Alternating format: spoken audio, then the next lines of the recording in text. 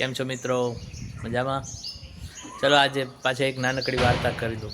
મેં આજે એક વાર્તા સારી સાંભળી, મેં ચલો તમારી સાથે ડિસ્કસ કરું. એક દિવસ એક સોનીને અહીંયા બહુ સારો સોની હતો. તો માતાજીએ કીધું કે હવે મારે વિદાય લેવાની છે તારા ઘરમાંથી. હવે હું અહીંથી લક્ષ્મીજી કે હું જવાની છું, અને એ કે હવે નુકસાન આવવાનું છે તારા ઘરમાં, હાનિ આવવાની છે. તો એ કે બોલ તો સારું સારું રાખ્યું છે મને, જતાં જતાં હું તને એક વરદાન આપતી જાઉં. તો સોની કહે છે કે માતાજી એમ કરો ને, મને એક વરદાન આપો કે ભલે હાનિ આવે મારા ઘરમાં, પણ સુખ સમૃદ્ધિ ભલે જાય, પણ પ્રેમ અને સૌહાર્દ બન્યો રહે મારા કુટુંબમાં, પ્રેમ બન્યો રહે મારા પુત્રો વચ્ચે ને બધા વચ્ચે કુટુંબમાં. માતાજીએ કીધું તથાસ્તુ, અને માતાજી નીકળી ગયા. થોડા દિવસ વીત્યા. એક દિવસ ઘરની નાની વહુ છે ને ખીચડી બનાવતી, તો ખીચડી બનાવતા બનાવતા એણે મીઠું નાખ્યું અને બધા મસાલા જેવું નાખી દીધું અને નીકળી ગઈ. ત્યાં તો મોટી વહુ આવી, એણે મીઠું નાખ્યું, એને ચેક ન કર્યું.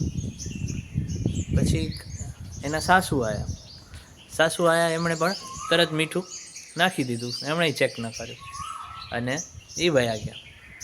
પછી સાંજે જે મુખ્ય પરિવારના હેડ હતા સોની, એ જમવા બેઠા. એમણે જેવો પહેલો કોળિયો ખાધો ને એટલે ફૂલ મીઠું આવ્યું, એટલે એ સમજી ગયા કે નુકસાન આવી ગયું છે ઘરમાં, હવે હાનિ પ્રવેશી ગઈ છે. એટલે એ કંઈ બોલ્યા નહીં, રિએક્શન ના આપ્યું, એ જમી લીધું. પછી મોટો દીકરો આવ્યો. મોટો દીકરાએ જેવો કોળિયો મોઢામાં લીધો તો એને બહુ જ ખારું લાગ્યું. એણે પૂછ્યું પપ્પાએ જમ્યો? એ કે હા પપ્પા જમી લીધું. એમણે એ કે કાંઈ કીધું? એ કે ના કાંઈ ન કીધું. એટલે મોટા છોકરાએ જમી લીધું શાંતિથી. પછી નાના છોકરાએ જમી લીધું. કે ભાઈએ કાંઈ કીધું? એ કે ના. એ જમી લીધું ખારું. ઘરના બધા સભ્યોએ જમી લીધું, કોઈએ કાંઈ ફરિયાદ જ ન કરી, અને બધા જમીન નીકળી ગયા. તો સાંજે પાછો નુકસાન છે ને હાનિ, એ સોનીને મળવા આવ્યું કે હું જાઉં છું હવે તમારા ઘરેથી. એ કેમ?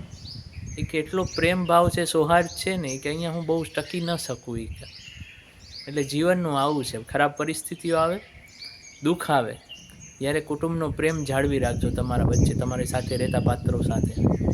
પરિસ્થિતિ બહુ વિચલિત કરશે તમને, એમ હેરાન કરશે, ઝઘડા કરાવશે, તો ટ્રાય કરજો કે પ્રેમ સૌહાર્દ બન્યો રહે. તો નુકસાન જેવી વસ્તુ તો વહી જશે, પાછા લક્ષ્મીજી આવી જશે. Okay, by, take care.